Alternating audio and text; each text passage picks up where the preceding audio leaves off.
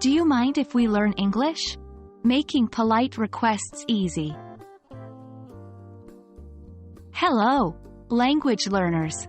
Today, we're going to dive into an important aspect of polite English conversation: making requests using the phrase, "Do you mind if?"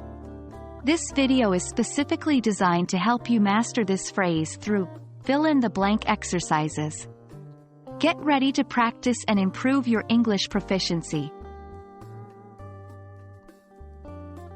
The phrase, "Do you mind if?" is a polite way of asking for permission or making a request.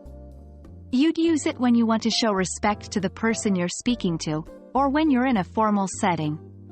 But remember, it's also about the tone of your voice.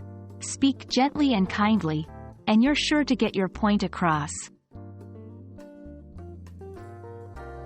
When using, "Do you mind if?" you follow it with a verb in its base form or with a verb plus ing. For example, "Do you mind if I open the window?" "Do you mind if I'm opening the window?"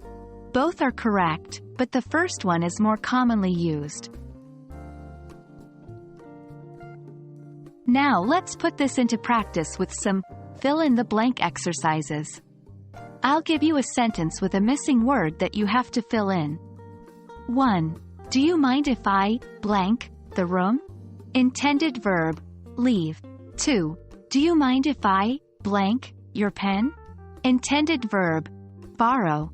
3. Do you mind if we blank a break? Intended verb, take. Take your time to think about the best verb to use in each sentence.